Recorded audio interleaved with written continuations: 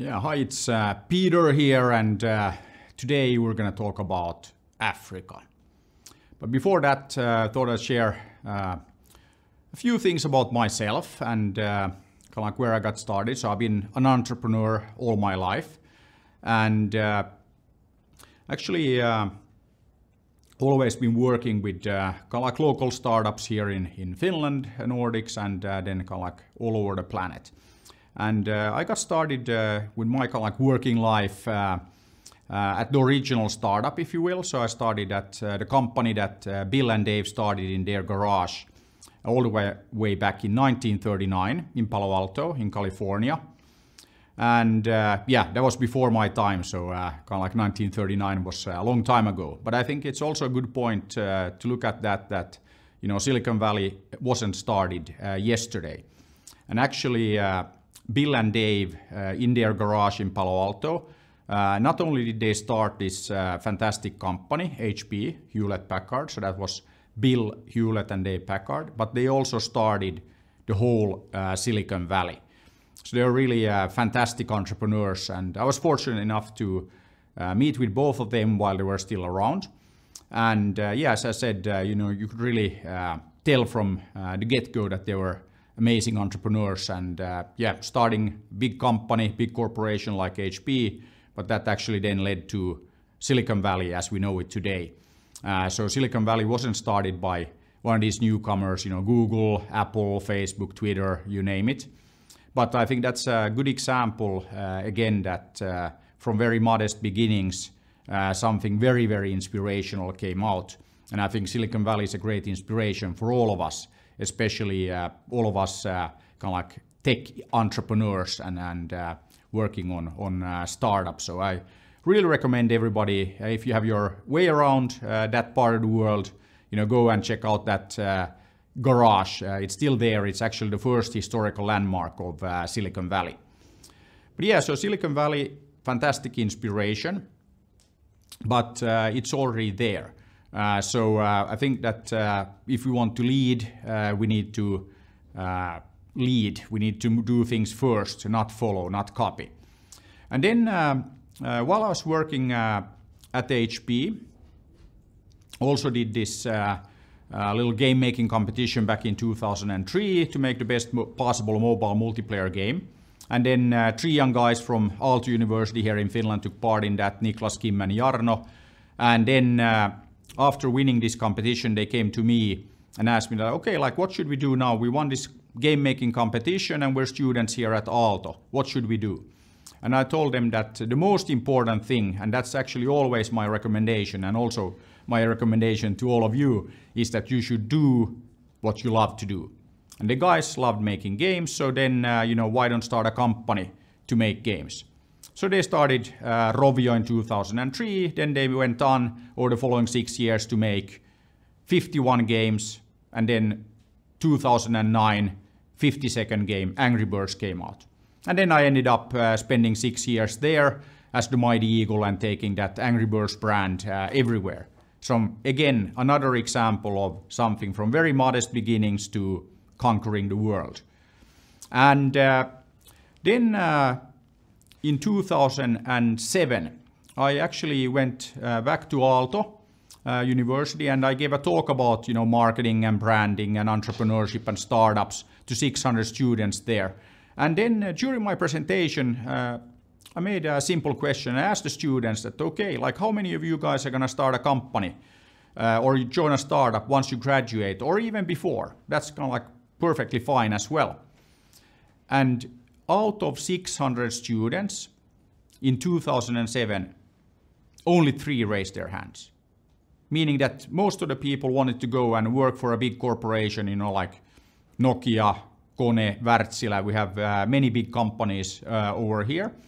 Or, you know, some maybe thought about going working for the government. And of course, there's nothing wrong with going and, you know, working for the big guys and, you know, even the government. But that is all about maintaining the status quo. We all know that kind of like the new innovation, the new, you know, like things, the disruption, that's not typically coming from, you know, the bigger guys. It's a little bit like with the dinosaurs and the small furry animals. We all know that the dinosaurs didn't exactly inherit the planet, or at least last time I looked, I didn't see too many dinosaurs around. It was the small furry animals, in this case the startups. So we need more startups, more entrepreneurs. And if everybody just wants to go and work for, the big corporations, we're not going to see too much innovation. So we had to do something about that. And we have a tradition here in Finland when we have a big challenge, a big problem that we need to solve. How do we do that? We work together. There's even a word in Finnish called talkoot. So it's a little bit like, you need to have your house painted or something like that. You invite a few friends over, you paint the house together, you have a barbecue, maybe a few beers, but nobody expects to be paid. So that's what talkoot is all about. It's about volunteering, helping out, helping your friends, like in this case, paint the house. And the same thing here, we needed to do something about this mindset. We needed to get more entrepreneurial thinking out there, really to see more innovation and actually, to save the economy, if you will. And then in 2008, together with a few friends, we started Slush. So Slush is now the biggest and best startup event on the planet. And actually back in 2008, we had 300 people show up. It was a fantastic event. Not that many people, but it was, a room full of passion and energy, drive. And we had fellow founders, entrepreneurs there sharing their entrepreneurial journey and basically answering the question, why should you be an entrepreneur? And I think, okay, the simple answer is because you want to change the world. And at the first Slush, I told everybody that, hey, this is going to be the biggest and best startup event on the planet. Actually, more than an event. What we wanted to do, we want to change the mindset. So it wasn't about creating the biggest and best event. Of course, that came as a side effect. But the most important thing here was that we wanted to change the attitude and get a bit more ambitious about things. And when I said that this is going to become the biggest and best, of course, people immediately told me that, Peter, hey, wait a minute. What about the Silicon Valley? What do you think, that Slush will become bigger and better? And I said, yes, it will become at least different. And many times when you do something differently, it's also better. So you might ask that, okay, an event called Slush, why is it called Slush? It's because we decided to organize it in November in Helsinki. And when you come to Helsinki in November, it's cold, it's dark, there is slush on the ground. So it's very clear from the first second when you set foot on the ground that it's not the Silicon Valley. It's better. And it's better because it's different. So that's what we set out to do. And then 5 years after we started Slush, I went back to Aalto University and then asked the same question. How many of you guys are going to start a company or join a startup? And this time, more than half the hands went up. So what we did was like a cultural revolution in 5 years. And if you look around now, we are seeing startups popping up left and right. And we have a very, very high density of unicorns in our part of the world. In fact, our friends in Estonia, I think just like a couple of weeks ago, announced that they now have 5 unicorn companies there. And that's pretty amazing considering that there's 1.3 million people in Estonia. Meaning that, okay, in Estonia, they only need 300,000 people to build one unicorn, one company worth more than $1 billion. And of course, our friends in China, pretty good at making unicorns. I think there's about 200. But if you do the math, it means that you need 7 million people in China to make just one unicorn. You might ask that, okay, what does all of this have to do with Africa? Wasn't I supposed to talk about this thing called Ambitious.Africa? Yes, and that's what I wanted to do. I wanted to share what we did here and how we ended up with this amazing number of startups, all of these success stories here in Nordics and the Baltic countries. Kind of like the new Nordics, if you will. And I think that it's because we did this together. If you look at Slush, Slush changed the mindset. So we now have a lot of young people who want to be entrepreneurs, who want to change the world. And again, it's all about the mindset. And also, you might ask that why is Slush different? It's different because like last year we had over 20,000 people from more than 160 countries come to Helsinki for Slush. But the really amazing thing about this is that the whole event is run by volunteers. People who are there not because somebody asked them to be there, but they're there because they want to be there, they love to be there. So you do Slush, you volunteer there for a year, 2, 3 years, you build the biggest and best event on the planet, and after that, you go out and build the biggest and best startups on the planet. And we have many, many examples of that with more to come. In fact, then, when you look at this, what happened around Slush and the whole ecosystem, we decided to do that together. And I think this is very, very key. That's why we talk about talkoot. Of course, it wasn't all about Slush. After Slush, we had all of these startup teams and groups pop up at the universities here in Finland. These entrepreneurship societies like Aalto ES, Hanken ES, Lutes, and so on. Student run everything. Student run startup groups at the universities, student run accelerators, incubators, you name it. All of that done together.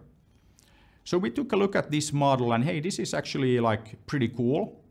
And then looking at what we could do together in Africa. We actually had our Slush teams go to Africa many times. We had the startup sauna, our student run accelerator, go to Kenya, Tanzania, that part of Africa many times, working with the local young people. But I think that we might have been out there a bit early. We have this golden rule of venture capital, you know, too early, too late. So it's all about timing. And I think that looking at Africa, looking at what's happening here in Europe, in the Nordic countries, I think now is the right time to join forces and make change happen. And what we decided to do with Ambitious.Africa, you know, team of young people over here in Finland, in Nordic countries, decided let's work together with our friends, young people, all 54 African countries. Let's work together and let's be a bit ambitious, you know, hence Ambitious.Africa. Let's transform Africa by working together in the next 5 years. And always then when I share that, okay, you know, we're going to transform Africa in the next 5 years. What does that mean? I don't know, but I know that it's going to be amazing. So this is what we're going to do by working together.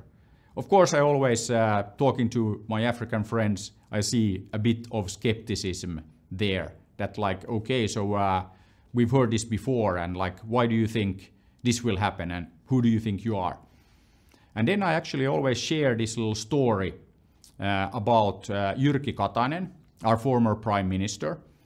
So he went to this World Economic Forum meeting in Dalian in China in 2014, and he was chairing a roundtable discussion about entrepreneurship.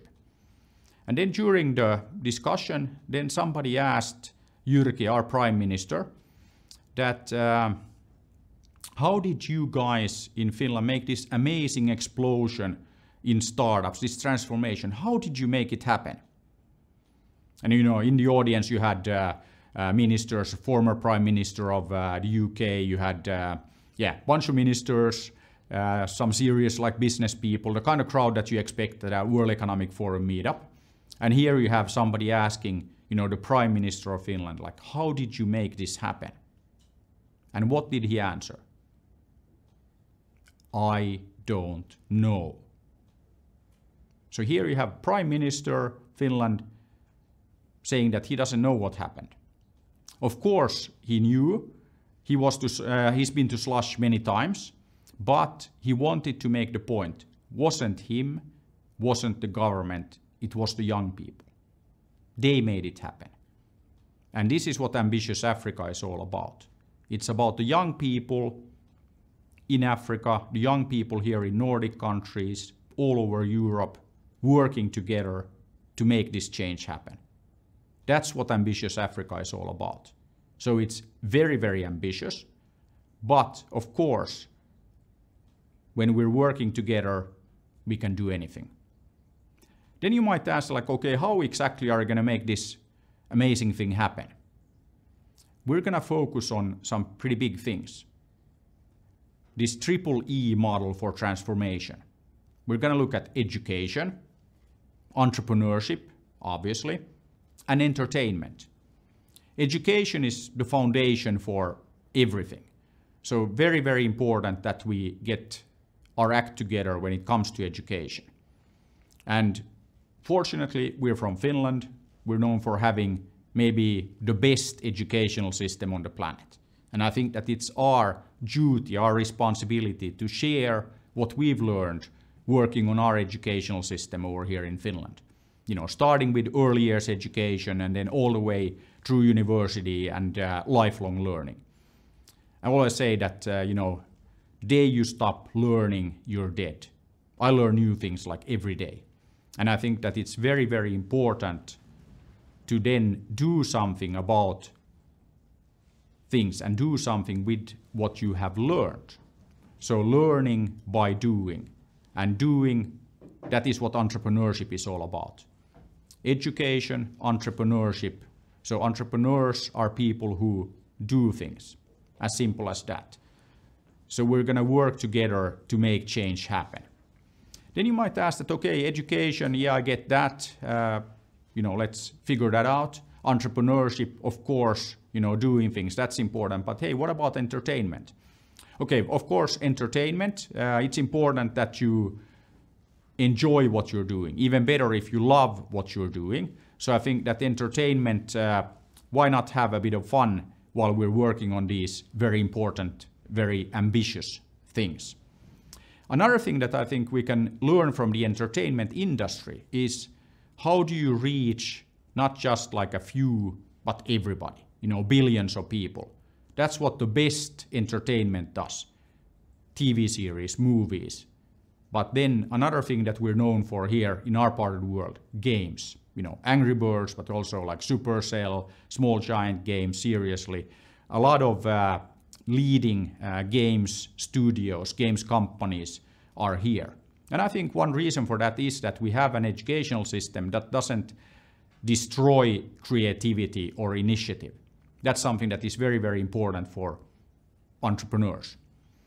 But also, I think that we can learn a lot from how to reach, you know, the planet, everybody, but also the entertainment industry, especially in games. You really need to know how to get people to download your game and not one of the hundreds of other games that hit the app stores every day.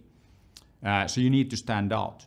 But also another thing that we can learn from the entertainment industry, that it's not good enough to get people, you know, to come and play your game once, but you need to create experiences that are so engaging, so compelling that people will keep coming back time after time, ideally many times a day.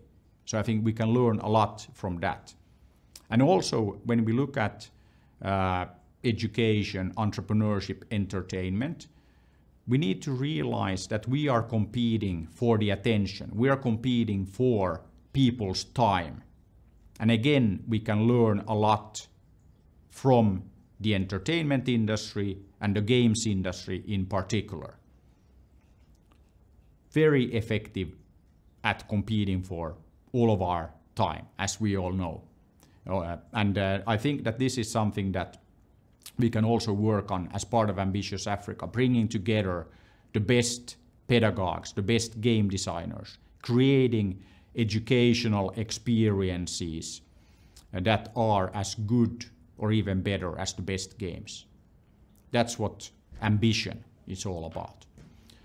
So with Ambitious Africa, we're inviting all of you to work together to transform Africa. And I think that we can do that in 5 years. by working together.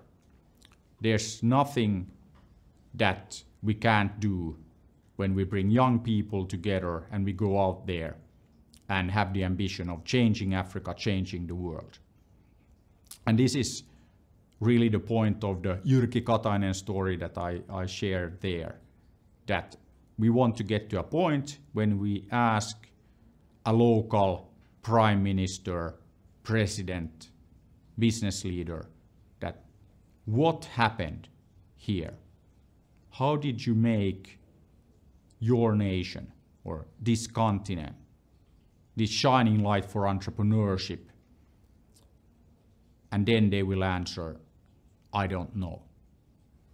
And it takes a lot of courage to admit that you don't know what happened. So let's go for that. And in 5 years, it'll be amazing. Welcome to Ambitious Africa.